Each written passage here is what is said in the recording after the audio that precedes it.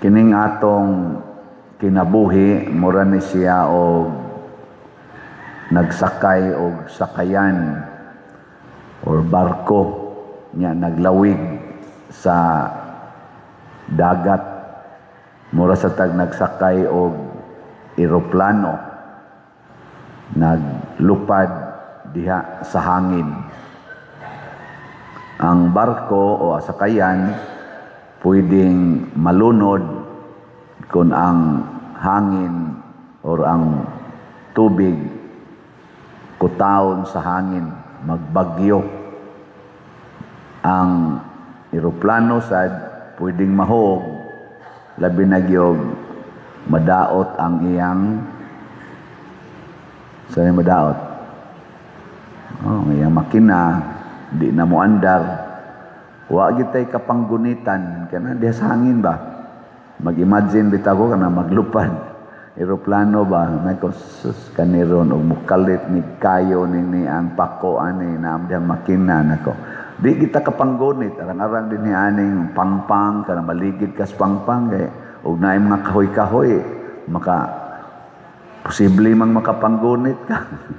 Pero hangin ya mga 30,000, 35,000 ang feet ang gitason, murag makaingon ta wa na niya. Mao sa nas dagat, anha ka nang lapad kayong dagat, nya naguba imong barko, kusog pa kayong bahod, na makaingon yun ka, lamyon kita ng dagatan.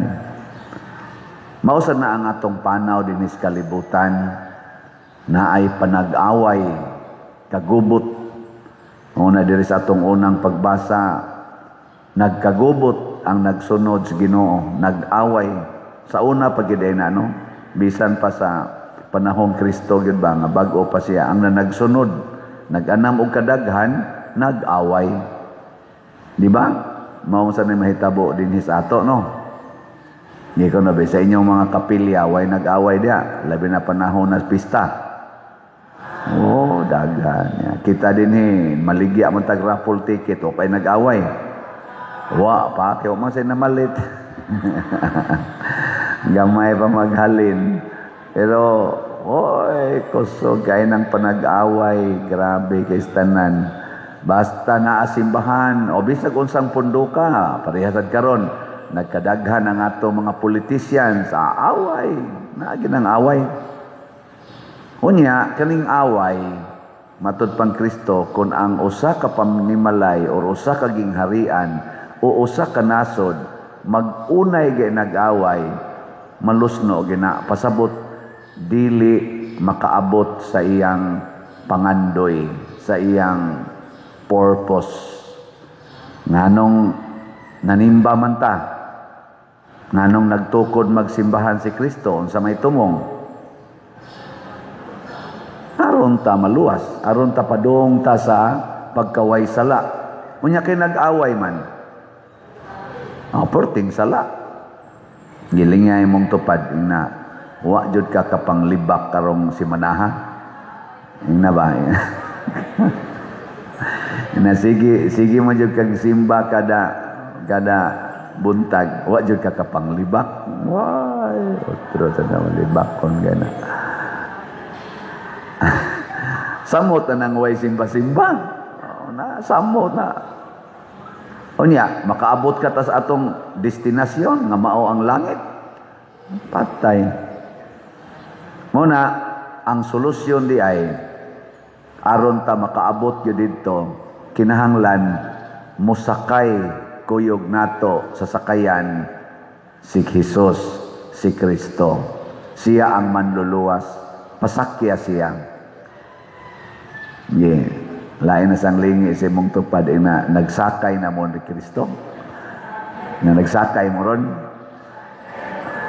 Basin ang yawa mo ni sakay, kana ra bang yawa ang kana sa Kristo, kinahanglan nimo siya imbitaron. Aron mo sakay kanang yawa, mo ilog. Mo saliot-ot yun na, bisag mo pa nang iwakli, kanang maingon ka, otokso, layuan mo ako.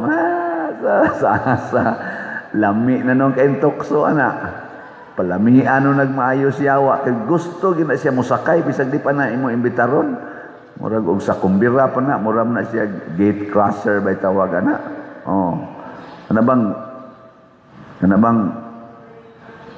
Kana bang magpalayo gid ba panahos misa. Dul-dul mo diri. Anong layo mo kay mo diha? Nya ni sud pag misa gadagan. Mura jog giilogan sa Ginoo. Watoy labot sa kong umili. Mo na trabaho sa Sister Lua. O imo ginampasiplatan.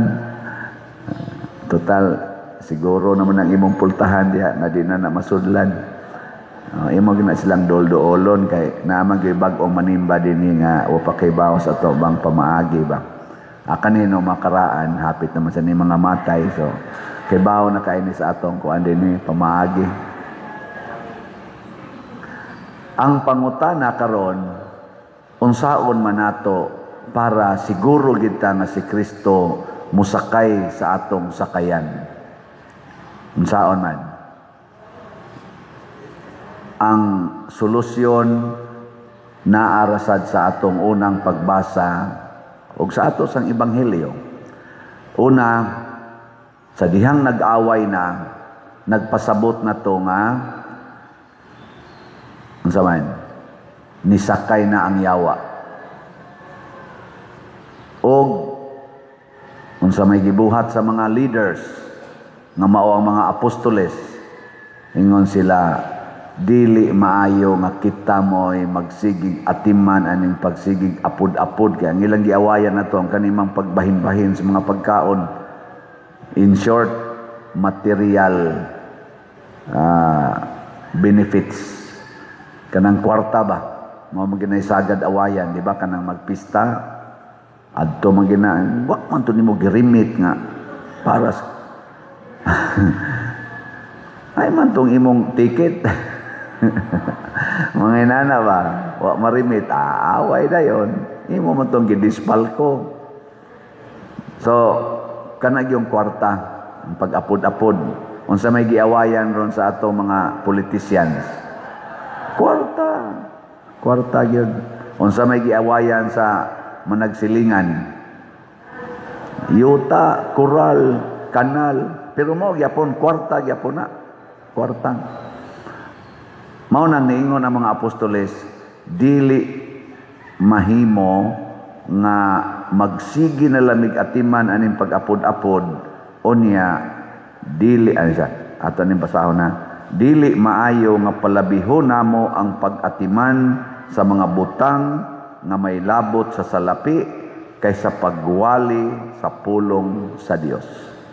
So kining pagwali sa pulong sa Dios mao ni ang unang buhato nato para mo sakay ang Ginoo sa atong sakayan. Kay ubanan ginas Ginoo ang magsasangyaw sa pulong sa Dios. Muna ikaw asawa, gusto ka nga ang Ginoo mukuyog nimo sa imong paghandol sa imong bana nga animal kay batasan? Or vice versa, ikaw bana gusto ka nga mukuyog ang Ginoo nimo aron mahimo kang epektibong bana anang imong asawa nga yawanon kay batasan? Or kamo ba kang mga anak gusto mo nga ang inyong ginikanan nga mga buangon kayog batasan luos lagyaw-yaw pangasaba mukuyog ang Ginoo ninyo or ginikanan ba nga ris mga anak etc. etc. Unsa may buhaton atong puy-an ang pulong sa Dios, atong iwali sa pulong o sa buhat ang pulong sa Dios. Pananglitan ron imong bana magsigig sugal or magsigig cellphone nya ikaw asawa naguol na kay ka kay wa na mo'y bugas. Unsa may imong buhaton? Magyaw-yaw ka. Magsigig kag sumbat anang imong bana, ikaw anak magsigig anak. Unsa man ang pulong nga? Pulong na sa Dios o pulong siyawa? O ayaw naggamita. Unsa may pulong sa Dios na imong mayong gamiton anang imong bana nga hutdon yung sugal o kahasuyop ang inyong kwarta. Unsa man?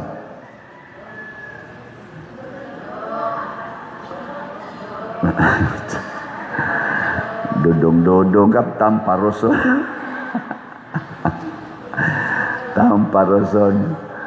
Ay, ang pulong sa Ginoo epektibo kayo diha. Kanang ningon siya nga kalimti ang imong kaugalingon, pasana ang imong cross, ug sunod kanako. So ayaw na paghuna-huna nga mukaon pa ka, kay wa na say pagkaon. O niya, antos lang nga wa kay kaon. Hangtod, maabutan ka sa imong bana, nga luspad na kay kagnaong.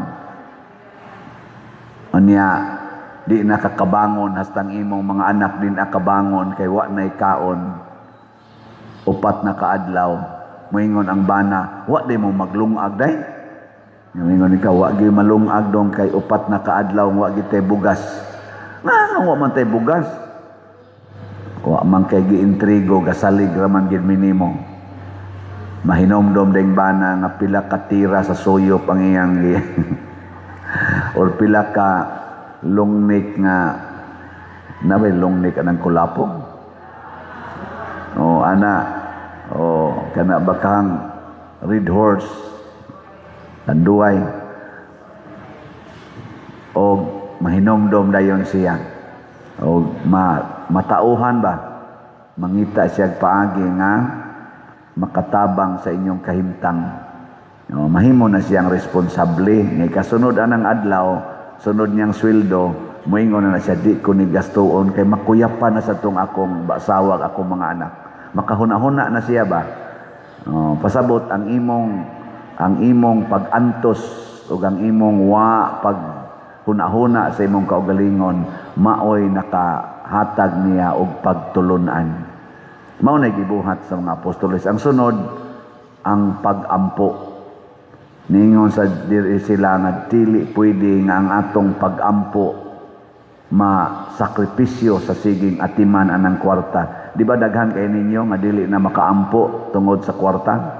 Pangitag kwarta tungod sa trabaho? Apil naming mga pari, di nami kaampo kay sige yung pangitaghain ng kolektahonon. Oy, o magsige na lang tag-focus anang kwarta, wa na'y ampo-ampo. Ang pamilya di nakarosaryo as family, di na makasimba as family, di na makadebosyon og mga santos as family.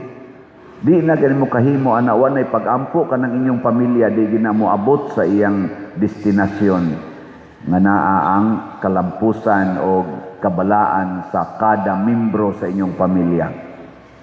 Malusno gina muna ampo gyud ay pagsigatiman anang kwarta, biyae gid ng kwarta. Kanang cellphone kwarta mangyapon na, sige tan-aw sa cellphone, sige tan-aw sa computer, wa nay rosaryo, wa nay simba-simba usahay. Kay hapit din asad mga tug. Nilingay mong tupad. Ina, magsige na gitag rosaryo ha? Ina ba? Ina, magsige na gitag rosaryo. Lingi mo ba? Nga, di man mo manlingi. Onya, kung kamo, nagsige na sad mo rosaryo sa inyong balay, pangimbitar mo sa inyong silingan. Pangimbitar ba? Na magrosaryo kita kay ug sige lang itag pangwarta ang Ginoo, dili mo sakay, dili mo kuyog sa atong pamilya, patay kita siyawa. Ana, nya dayon ang ikatulo nga buhaton matud pas mga apostoles, nangita sila o sa ato matud pa sa atong ebanghelyo, nagsigi sila pangandoy sa Ginoo. Nagbiyahe sila, lingi-lingi sila way Ginoo, sigigig sila pangita. Og tuod man sa ilang pangandoy nga ang Ginoo makuyog na gid nila, ning abot yung Ginoo. Pangita yung Ginoo. Kamong mga anak, kinsa may inyong gipangita, Ginoo o ginikanan? Mga anak ba? Ay mo pangita o sa inyong ginikanan, pangita mo Ginoo. Kay usahay ng inyong ginikanan, yawanon kay nagnaw, nya makapa-discourage pa na ninyo, pangitag Ginoo. Nya unsaon man pagpangita og Ginoo? Ang Ginoo di ay mga igsuon, maglakaw ibabaw sa tubig. Ang tubig ba nga kusog kay bawod nga ang ilang sakayan galisod na gani og padayon. Ang sakayan nga galisod pag lutaw ibabaw sa tubig, nga gidesign gina siya pag lutaw ibabaw sa tubig, usahay dili kapiog sa mga balon. Pero ang tinuod di ay nga Ginoo maglakaw ra na ibabaw sa mga problema o mga kasakit. Akong pasabot, pangita og tao nga dili maratol sa problema og mga kasakit. Kana mo'y duula. Nanglitan ron, asawa ka, nangabit imong bana. Pangita og kadtong asawa nga naa say banang purting hingabita. Nya relax ra kaayo. Kadto'y duula. Kay kadto ka mo duol atong nakigbuwag sa bana, lahos sa kagkabuwag. Oh, panalitan, naasa kay bana sa ka, guol na kay kasi imong kinabuhi, kay ang imong asawa, way salig nimo, magsigig yaw-yaw nimo, pangitag bana nga gikulatas asawa, pero murag, relax ra kayo. Kadto mo iduula. Kay mao to'y may mutambag. Ayaw duol atong mo sympathize po mo na biyahe na pre oy daghan di ako kabatig ngaw na mo sawa wa di ka tibaw ka na si kuan plus may tato ba nga bago na byuda ba nga naman crush kay na ni mo una ug imo pa ng tiksan day number ana ano ro malingaw ka sige pag tan-aw ni mga asawa kuyos pa kay istanan anaon man na kabuang ba ni mo, pailad ka ni mong asawa, ayaw dool anang klasihas mga tao. Kay wa man na mo lakaw ibabaw sa problema, ni sao man, ni umog mo na sa problema. Wa kabuntog ba? O ikaw sad, nanay kuan, estudyante, bugo kay kastanan, sige lang kag kahagbong, ay dool ato mga bright, ma-pressured man ka, duol dito sa mga bugo nga nilampos sa ilang pag-eskwela. Katubang mga bugo gid ba iladog yung bugo. Nya wa gyud mo surrender, nakalampos gyud katoy duola. Ana, pobre kay kastanan, wa kay hapit ikagasto ganig plite. Nya gusto jud ka mo eskwela. Ayaw duol ato mga tao nga naay kwarta.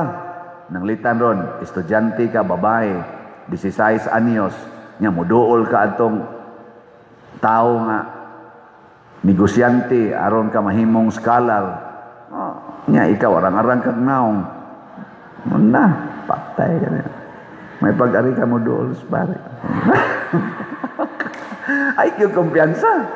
Ay kumpiyansa kay daghan kay nabiktima na. Ngita kag kwarta. Dito dool sa usasad ka babae nga portis ang pobrehas una nga nilampos og eskwela sa iyang pagpaningkamot nga tinarong kay mao ti motudlo ni musdan asa subay ana ha so pangitag Ginoo niya karon kay gamay man kay taghalin sa atong raffle ticket unsao man nato pangita og bayer ana ha basig ang inyo sang pangitaon kato sa mga arang-arang pagkabutang ayaw di kay na mo palit og raffle ticket pangita adtong mga